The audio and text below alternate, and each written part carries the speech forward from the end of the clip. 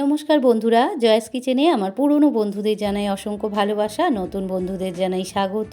তো বন্ধুরা, বড়দিনে কেমন কাটলো? আশা করি আপনাদের সবাইয়ের ভালো কেটেছে, আমারও ভালো কেটেছে। আজ আমি দারুণ স্বাদের একটা চচ্চড়ি রেসিপি নিয়ে এসে আপনাদের সামনে হাজির হয়েছি।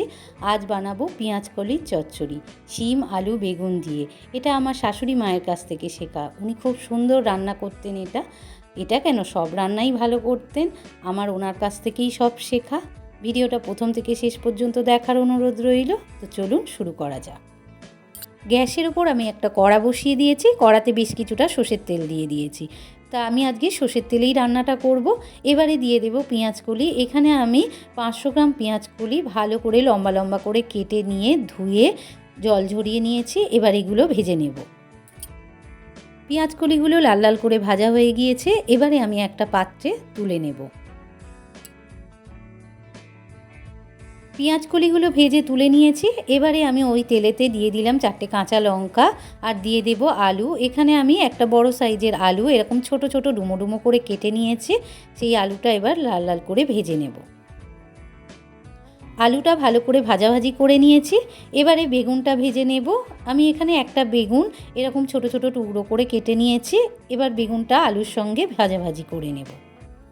আলু বেগুনটা ভাজাভাজি করা হয়ে গিয়েছে। এবারে দিয়ে দিলাম শিম।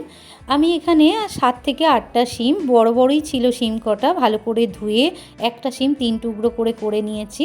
নিয়ে দিয়ে দিলাম, দিয়ে ভালো করে নাড়াচাড়া করে একটু ভাজাভাজি করে নিই। শিম আলু বেগুনটা ভালো করে ভাজাভাজি করে নিয়েছি। এবারে দিয়ে দেব স্বাদ মতো লবণ আর দিয়ে দেব গুঁড়ো লঙ্কা। এখানে আমি ছোট চামচের হাফ চামচ গুঁড়ো লঙ্কা দিলাম। ঝালটা অবশ্যই আপনারা বুঝে দেবেন। এবারে দিয়ে দিলাম গুঁড়ো হলুদ। এখানে আমি ছোট চামচের 1 চামচ গুঁড়ো হলুদ দিয়ে দিলাম। দিয়ে মশলার সঙ্গে আনাজগুলো ভালো করে মিশিয়ে নিয়ে একটু কষিয়ে নেব, যাতে মশলার কাঁচা গন্ধটা ছেড়ে যায়। মশলাটা আনাজের সঙ্গে ভালো করে কষিয়ে নিয়েছি। এবারে আমি দিয়ে দেব জল। খুব একটা বেশি জল দেব না, কেন ভাজাভাজিতে বেশ আনাজগুলো সেদ্ধ হয়ে গিয়েছে। এবারে আমি একটা ঢাকা চাপা দিয়ে 5 মিনিট ফুটিয়ে নেব। শিম আলু বেগুন প্রায় সেদ্ধ হয়ে গিয়েছে আর রসটাও অনেকটা শুকিয়ে এসেছে। এই পর্যায়ে আমি দিয়ে দেব পেঁয়াজকলি ভাজাগুলো। যখন আমি পেঁয়াজকলি ভাজি তখন অল্প একটু লবণ দিয়েই ভেজেছি, যাতে পেঁয়াজকলিগুলো খেতে ভালো লাগে। আর পেঁয়াজকলিগুলো দিয়ে বেশি সেদ্ধ করার দরকার নেই, কেননা পেঁয়াজকলিগুলো একটু গোটা গোটাই খেতে ভালো লাগে, চচ্চড়িটা গলে গেলে ভালো লাগবে না। এবারে দিয়ে দিলাম অল্প একটু চিনি। এখানে চিনিটা দিলে চচ্চড়িটা খেতে খুব ভালো লাগে। চিনিটা আপনারা দিতেও পারেন, নাও দিতে পারেন, তবে দিলে খুব ভালো লাগবে।